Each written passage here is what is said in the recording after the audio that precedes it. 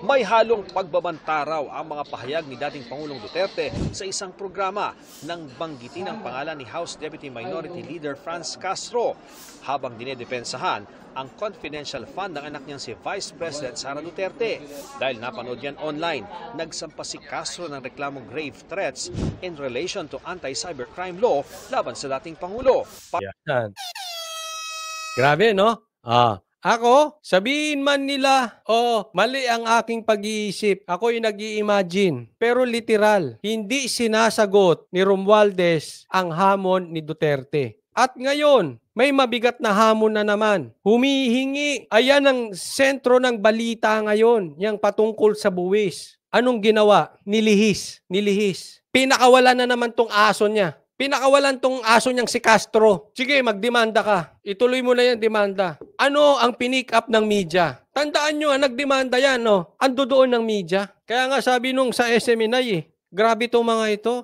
Meron silang reklamo, patungkol naman sa iba ha. Sila lang, SMNI lang. Tapos ito, ando na ang media. Halatang, sige, magsasampa ako ng demanda. Dapat andyan kayo. Huwag tayong magbolahan. Kinontak na yung media. At yan ang pinakawalan ngayon. Yan ang pinakawalang balita. Walang balita kay Tatay Digong patungkol doon sa sinabi niya sa buwis, sa hamon niya kay Romualdez. Ano ang sagot ni Romualdez? Itong demanda kay Duterte, pinakawalan si Castro. Itanggi nyo man or hindi, you cannot blame the people.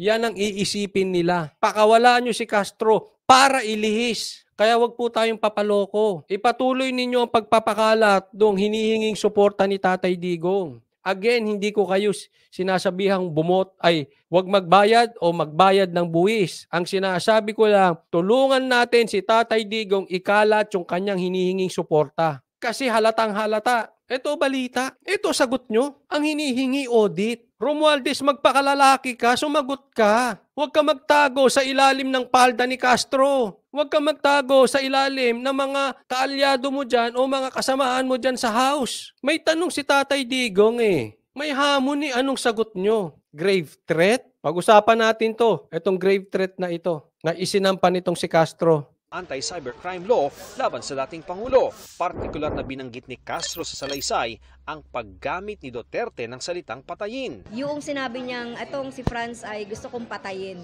OA ka lang, magtina ka ng buhok. Ikaw naman, pati pagtitina ng buhok. Hindi kasi na-OC ako Sorry po, tita. Hindi kasi ganyan din ako. Ayusin mo, harap ka sa camera, harap ka sa media siyempre, nag-lipstick ka na. Di sana, kapal na ng lipstick mo, inayos mo na yung OA masyado, parang mga bala. Oo nga, OA to.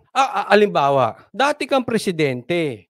Meron kang tatakutin na papatayin mo. I-announce mo pa sa mainstream. Hindi ka ba nag-iisip dating presidente? Of course, pag nagsalita yan, buti kung yan yung mga presidenteng Laos. Wala nang followers. Si Tatay Digong, pag nagsalita yan, uugong. Tingnan nyo, pinick up nyo yung sinabi niya na papatayin. Etong wag magbayad ng buwis, hindi pinipick up ng media. Di ba? Ano yan? Namimili kayo ng pipick upin? Depende sa ensimada? Hindi. Seriously. Napaka-OA mo. Meron bang mananakot na dating presidente na napakataas ng trust rating until now? Mag-a-announce sa media? Ang totoong papatay, hindi yan lalabas sa media. Tingnan mo ngayon, ang daming namamatay. Ang daming binabaril because of, itong barangay election. Tanungin kita ni isa ba doon sa kanila may nag-announce? Mga nag-a-announce ng papatay. Kaya huwag kayo maniniwala doon sa mga, di ba, yan? Aaway high school? Naalala ko, ganyan kami sa school noon kung dito pa si Victorino Basco, yung kaklase ko. Susuntokin kita. Hindi nagwa-warning ang susuntokin. Pag nag-warning yan, hindi yan totoo.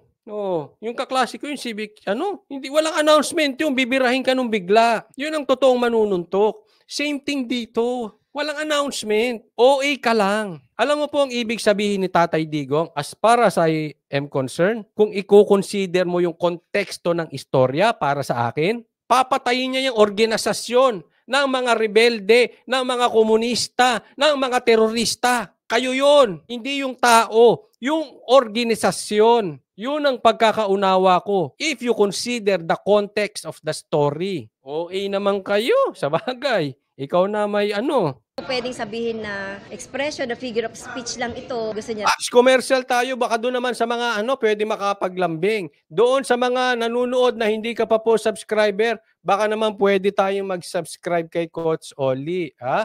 O, subscribe po. Sa Facebook naman, kung kayo nasa Facebook, follow po. Coach Oli News PH. Thank you po. raw akong patayin. So, yun yung doon ako natakot. Ayon sa presidente ng Movement Against Disinformation na tumatayong abogado ni Castro, pwede nang kasuhan ng dating Pangulo, hindi tulad noong nasa poder pa siya sa Malacanang. Yung immunity ni President Duterte ended, di ba? After 12, literally.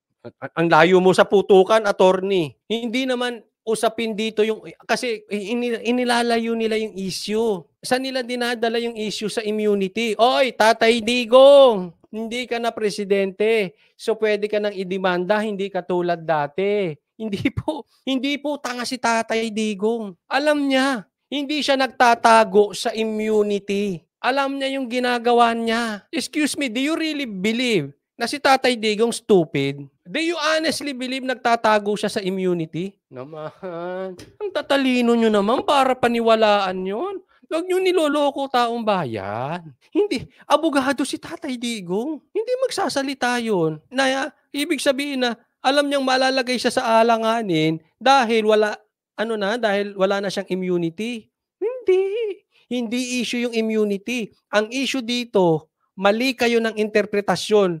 OA lang kayo. Yun. Or, pakisabi, sa boss nyong si Tamba, tapos na usapan nito, buksan lang ang libro. Palagay ko tatahimik na si Tatay Digong pag nagkabukasan ng libro. Yun lang naman yun eh. Hindi na tayo kailangan mag-epal-epal, hindi na tayo kailangan magpaka-corny, hindi na tayo kailangan magpaka-OA. Bukasan na lang libro. Tanong ko lang sa'yo, Honorable Representative Castro, ikaw ba? Ikaw, willing kang buksan ng libro? Ikaw ba, Castro, willing ka magpa-audit? Huwag na nating iligaw. You and you, willing ka bang magbukas ng libro? Pinaiikot-ikot nyo eh. Parang kayo yung vlogger na binansagan na sumisikat yun, jukebox vlogger. Ay, nako. Pinaiikot-ikot. Alam mo, ang dami na nilang explanation. Ang sabi, buksan. Saan napunta yung pera? Sagot nila, COA. Sagot nila, demanda. Ang dami nyo nang sinagot eh. Buksan. 12-00001 OA naman nito. in the afternoon of Kailangan yung sakto. June 30. Sorry po, na-OA yan ako sa kanila. Ewan ko, di ba kayo na-OA yan? Kailangan yung 12-001. Ibig sabihin, parang doon. Hindi tanga si Tatay Digong para hindi niya alam yun. Baka yung mga pinapaniwala nyo, iniisip nyo tanga. 2022. From that day on, pwede na mag-file ng criminal charges or civil charges against him. Ayon sa dating Executive Secretary ni Duterte na si Salvador Mijaldea, wala pang natatanggap na kopya ng reklamo si Duterte para makapagbigay ng reaksyon dito. Sabi naman ni dating Chief Presidential Legal Counsel Salvador Panelo, walang legal na basihan ang reklamo, karaniwang pangalan daw ang France at wala namang binanggit na Castro.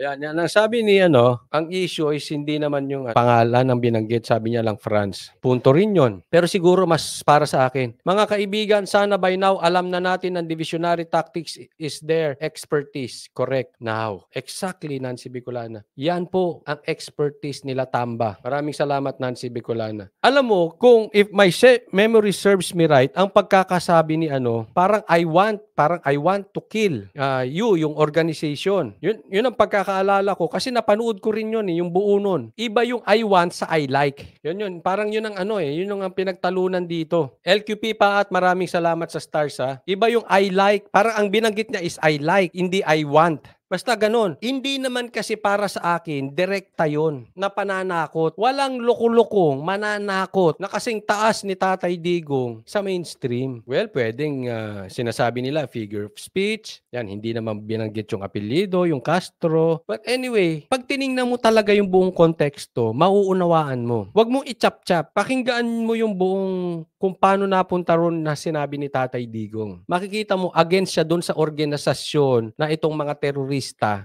ito naghahasik ng love game at pumapatay ng mga inosenteng tao sa Pilipinas na sinusuportahan ninyo. Yung organisasyon, yun ang aking honest na pagkakaunawa sa sinabi ni Tatay Digong.